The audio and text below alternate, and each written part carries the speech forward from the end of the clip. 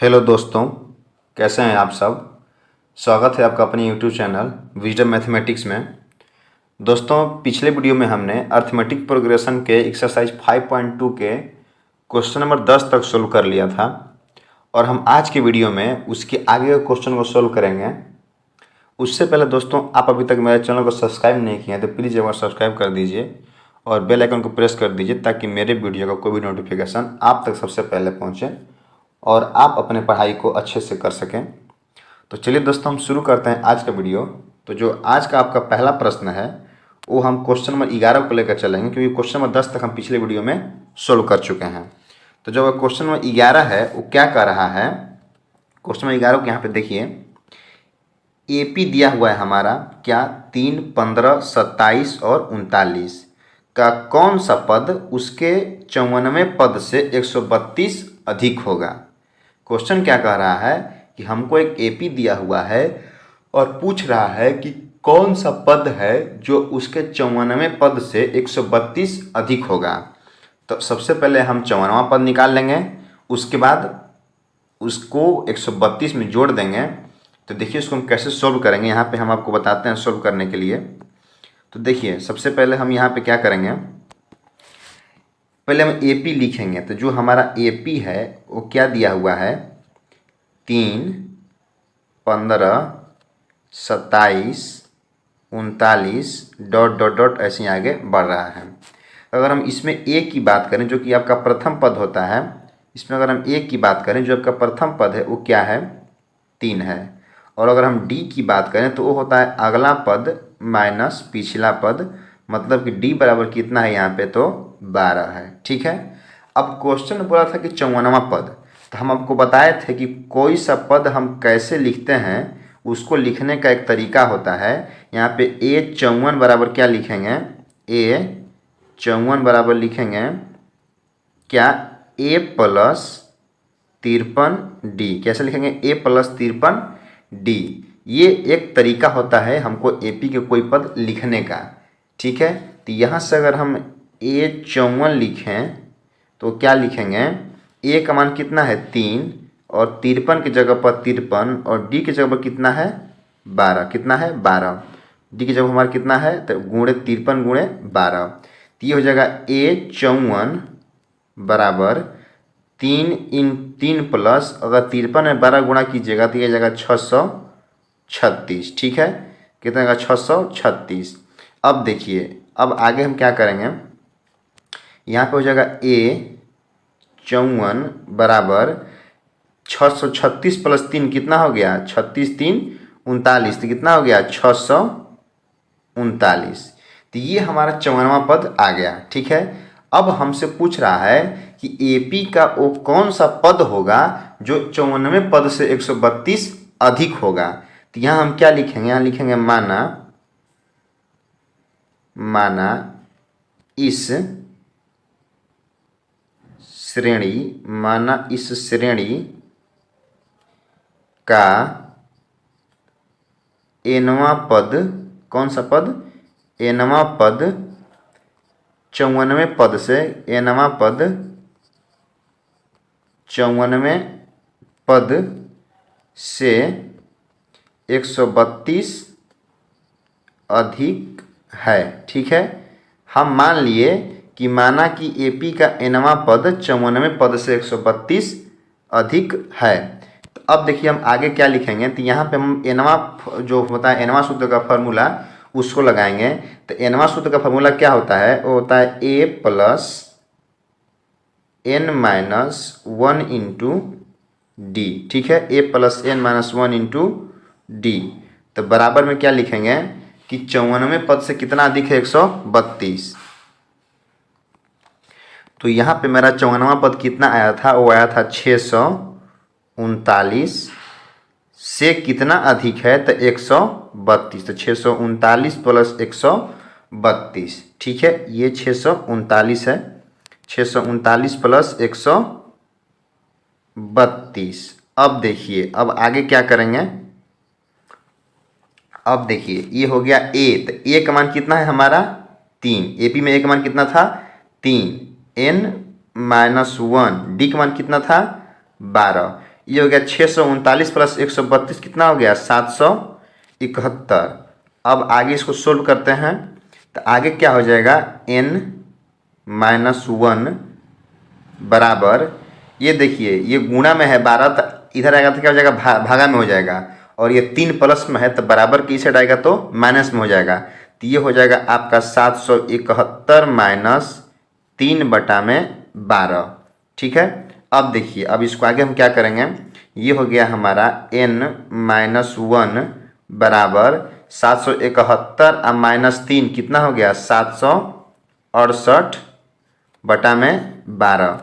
अब इसको आगे हम 12 से कटाते हैं तो ये हमारा हो जाएगा n बराबर, ये 12 से कट जाएगा कितना बार में 64 बार में, तो n बराबर 64 + 1 अर्थात जो मेरा n का मान आ गया वो कितना आ गया 65।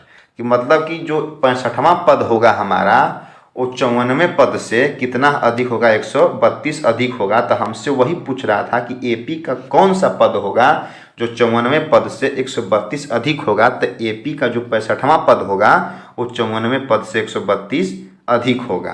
तो ये मेरा था क्वेश्चन नंबर 11। अब आते हैं नेक्स्ट क्वेश्चन, क्वेश्चन नंबर 12 की तरफ।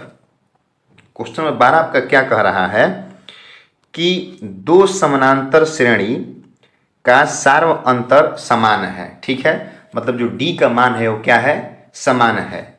यदि इनके सौवें पदों का अंतर 100 हो तो इनके 1000वें पदों का अंतर क्या होगा। ठीक है, इनके 1000वें पदों का अंतर क्या होगा। तो वैसे देखिए दोस्तों, तो इसका जो आंसर है वो क्वेश्चन में ही छिपा हुआ है। यहाँ क्वेश्चन में क्या बोल रहा है कि दो समानांतर श्रेणियों का सार्वंतर समान है, मतलब जो पहला एपी का जो डी है, मतलब जो पहला एपी का डी है वही दूसरा एपी का भी डी है। ठीक है, अब इसमें बोल रहा है कि यदि इनके 100वें पदों का अंतर 100 है तो इसका मतलब कि पदों का अंतर क्या होता है डी होता है। तो अब हम अगर 100वें पदों का अंतर 100 है तो उस एपी का अगर हम कोई सा भी पद का अंतर निकालेंगे तो हमेशा 100 ही आएगा, मतलब बराबर ही में आएगा।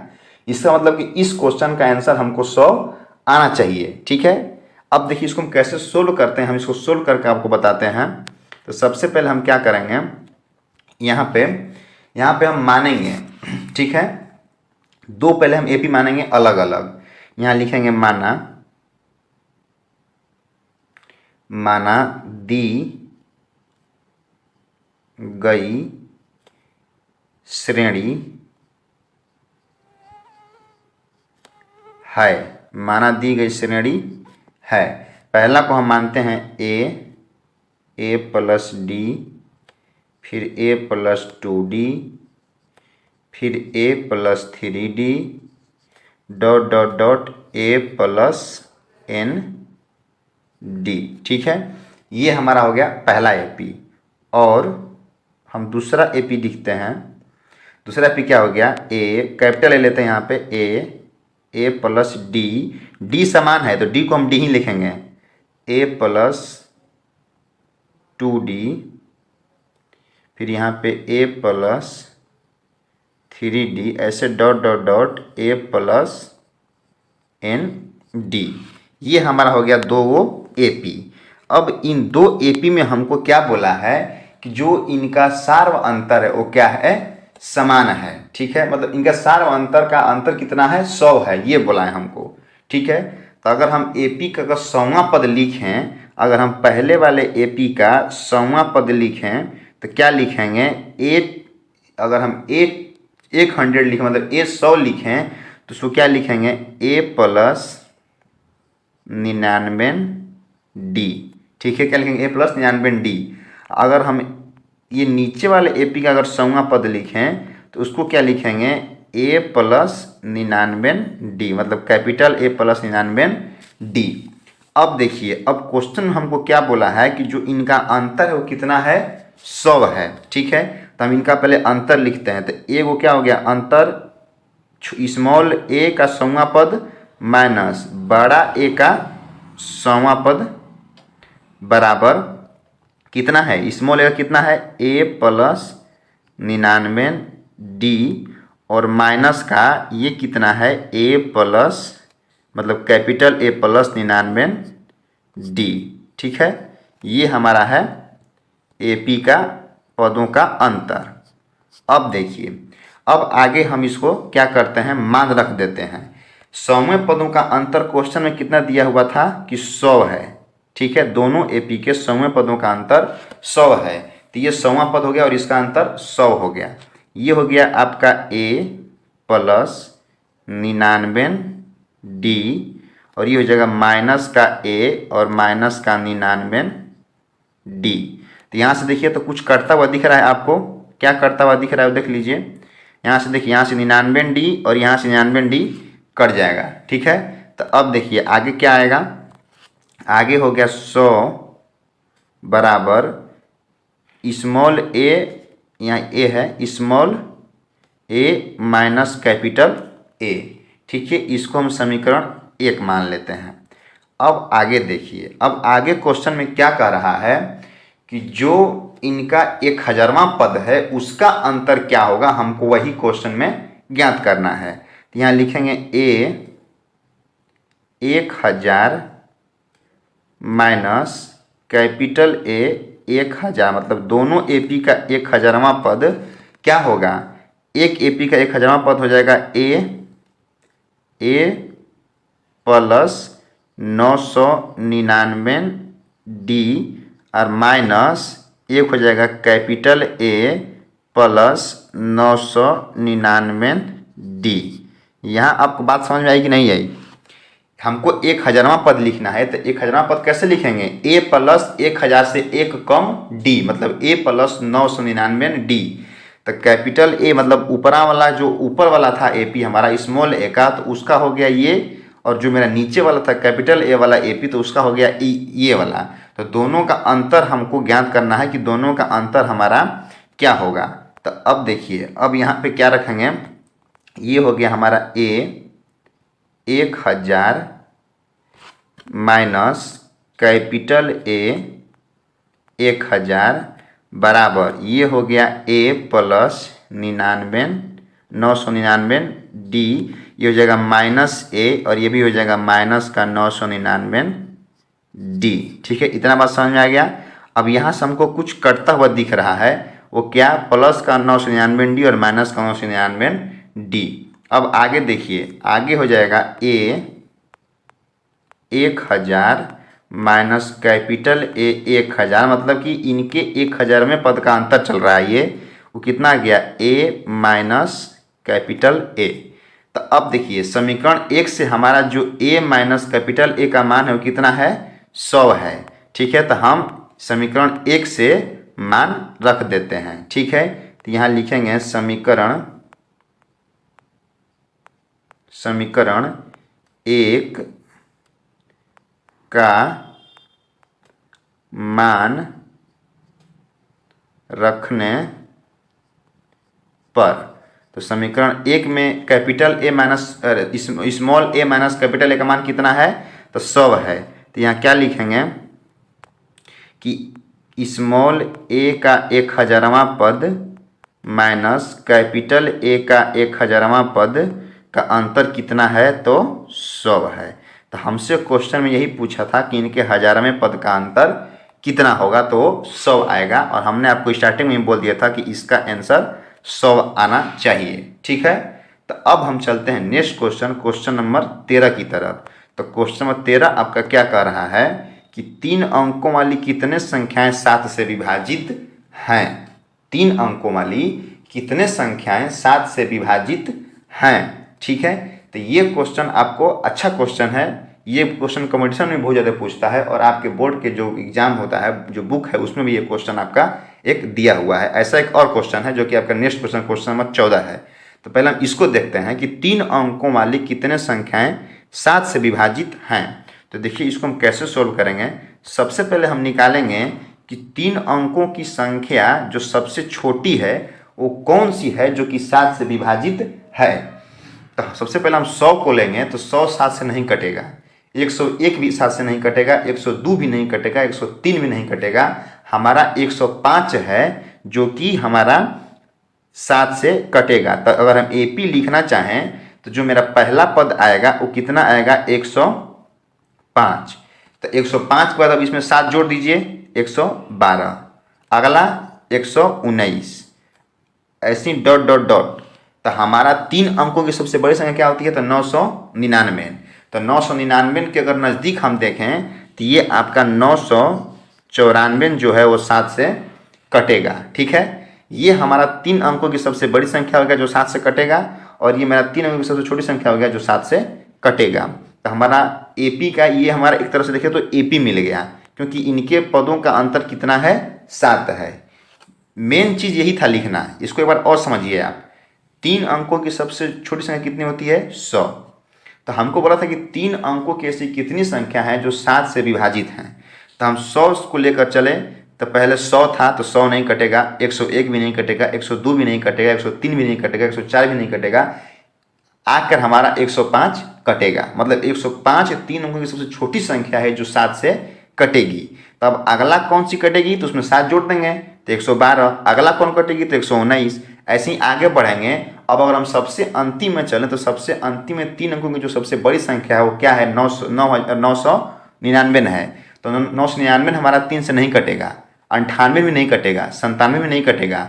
हमारा कौन सा कटेगा? तो 994 है जो कि 7 से कटेगा। तो ये हमारा एक एपी बन गया। अब इस एपी में हम एक को हम देखें, अगर हम हमारा पहला पद तो वो क्या है? 105 है। और अगर हम डी निकालना चाहें तो डी क्या होता है? अगला पद माइनस पिछला पद। तो 112 माइनस 105, अर्थात जो मेरा डी का मान है वो कितना आ गया?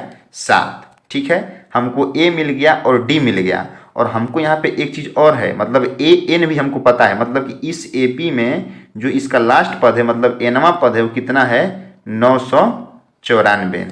तो ए एन कितना है? 994। तो अब हम यहाँ से निकाल लेते हैं कि इस एपी में कितने पद हैं। जितना पद होगा उतनी संख्याएं 7 से कटेंगी। ठीक है, तो हमको वही याद करना है। तो यहाँ हम लिखेंगे ए एन बराबर क्या होता है? Formula A plus N minus 1 into D.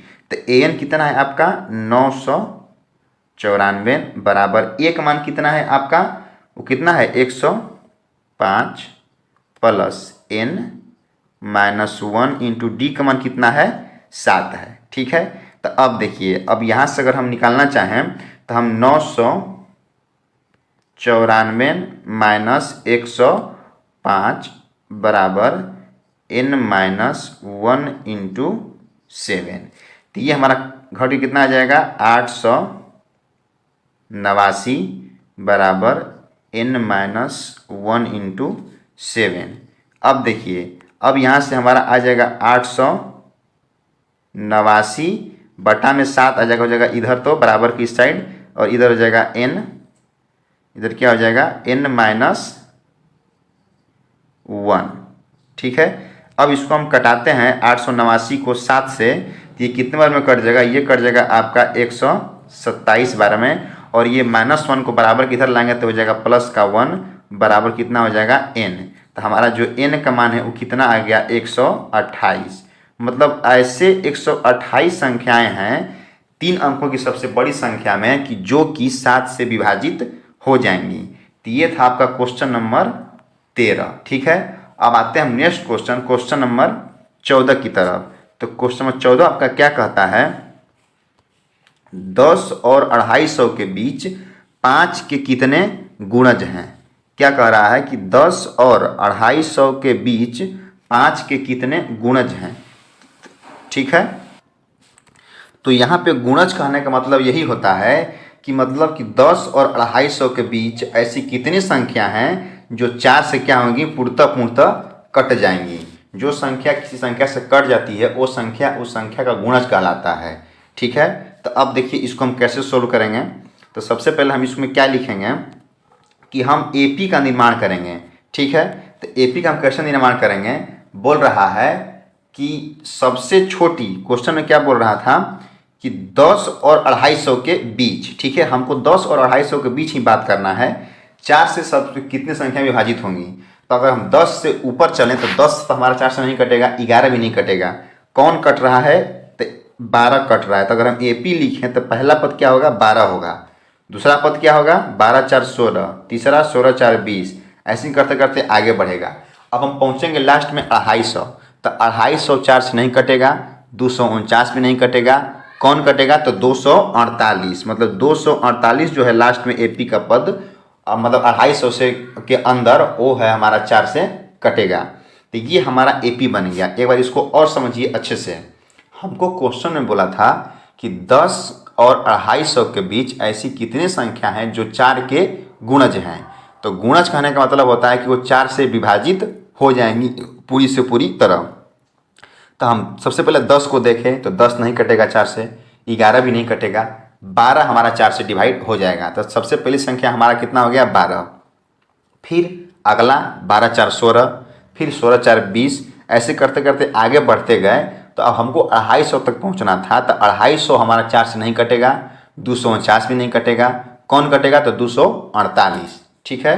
तो यहाँ से अगर हम ए बराबर लिखना चाहें तो ए का मान हमारा कितना है? 12। और अगर हम डी बराबर लिखना चाहें तो वो है 20 - 16, मतलब डी बराबर कितना है? 4। और जो ए एन है, मतलब जो लास्ट पद है, वो कितना है? 248। ठीक है, कितना है? 248। ठीक है। अब देखिए, अब यहाँ से अगर हम आगे बात करें तो आगे देखिए क्या होगा। हमको क्या ज्ञात करना है? हमको एन ज्ञात करना है कि कितने ऐसे पद हैं इसमें। तो हम यहाँ लिखेंगे ए एन का फॉर्मूला, ए एन बराबर A plus N minus 1 into D. तो ए एन कितना है? 248 बराबर ए का मान कितना है? ए का मान हमारा है 12 प्लस एन को हमको निकालना है -1 इंटू डी का मान कितना है हमारा? तो 4 है। ठीक है। अब हम इसमें आगे बढ़ते हैं तो ये हमारा हो जाएगा 248 माइनस का कितना? 12। ठीक है। इसको हम 12 को बराबर के इधर ला दिए, n - 1 इंटू 4।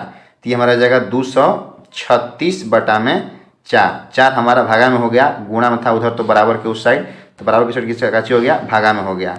अब यहाँ से अगर हम n - 1 लिखना चाहें तो ये कितने बार में कट जाएगा? ये हमारा कट जाएगा 59 बार में। ये कितना बार में कट जाएगा? 59 बार में।